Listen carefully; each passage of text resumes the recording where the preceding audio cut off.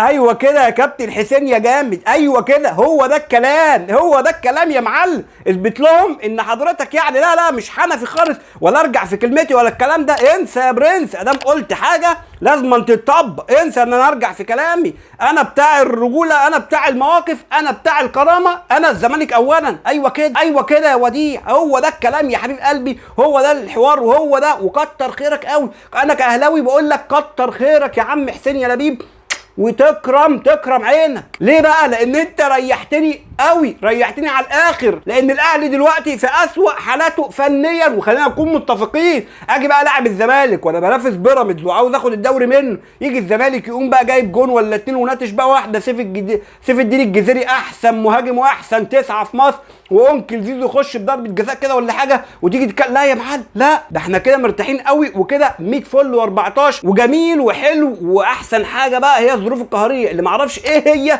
الظروف القهريه اللي منعت الزمالك. ما علينا، انت حضرتك اصلا طلعت البيان بسبب خطا تحكيمي، انك ما كسبتش مباراه المصري بسبب خطا تحكيمي. اطلع قول على التحكيم، لكن انت قلت لا انا مش هكمل الدوري. وهنا لازم انا افكرك يا كابتن حسين ان انت قلت مش هكمل الدوري او مش هكمل مباريات الدور الثاني، ولازم ماتش سيراميكا اللي بعده ما تلعبوش. ما انت لو لعبته كده جمهور الاهلي هيطلع يقول ان انت كزمالك خايف من الاهلي، وهتبقى باينه قوي للكل. ما انت لو مش خايف من الاهلي لازما ما تلعبش ماتش سيراميكا، ولا ايه؟ تكمل على مبدأك ويتخصم منك تاني ونشوفك بقى في درجه رابعه.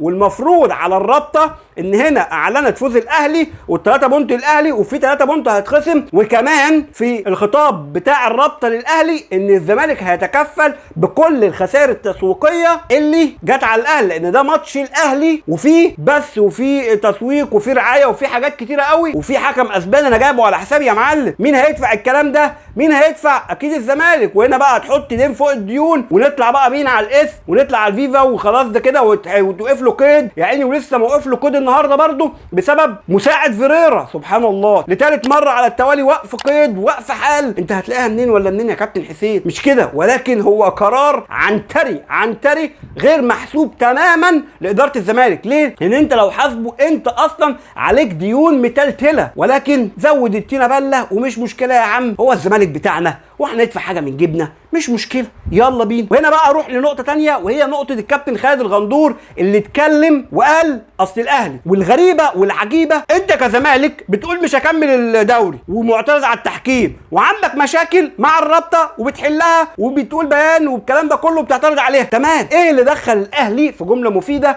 من كل اعلامي الزمالك؟ ما تفهمش. كابتن خالد الغندور طالع امبارح مع احمد حسن بيتكلم عن ايه؟ اصل الاهلي في ماتش الالومنيوم قال لك مش هلعب بدون الدوليين، قام الاتحاد خايف ومأجل له الماتش عشان الماتش ده تبع الاتحاد، قاموا مأجلين الماتش عشان في كاس مصر وكده عشان الاهلي ما يزعلش، قام مأجلين للزمالك وبيراميدز بالمره. وهنا في مغالطه سخيفه وخلط غريب وعجيب من الكابتن خالد، ما تفهمش ايه اللي جاب دي لدي، ما تفهمش خالص. الاهلي هنا كان اعتراضه ان الماتش ده مش اصلا من ضمن الاجنده الدوليه، يعني مش داخل في الميعاد بتاع الفيفا اللي محدده للمنتخبات، فبالتالي انا ليه اتحرم من لعيبتي؟ دي نقطه. النقطه الثانيه قال للاتحاد انا مش هبعت لعيبتي قبل الميعاد الدولي اللي محدده الفيفا وقانوني وميري وزي ما انت عايز، لكن هنا الاتحاد هو اللي عايز من الاهلي، فبالتالي ضحى او اجل الماتش عشان خاطر ياخد لعيبه الاهلي قبل ميعادهم. مش هنا الاهلي ضغط وعمل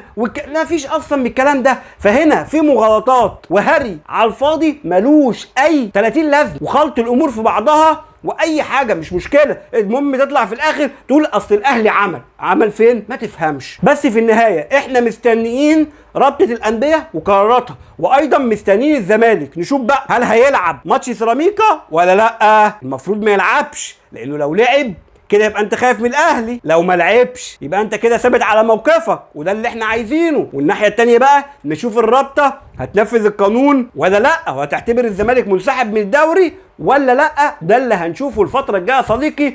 يعني خلاص واحد نفسه يشوف فعلا القرارات بتتطبق على الكل كده ولا ايه. في نهايه الفيديو يا صديقي ما تنساش تقول لي رايك في التعليقات، اعمل لايك وشير، لو مش تابعنا ريت تابعنا. دمتم في امان الله، والسلام عليكم ورحمه الله وبركاته.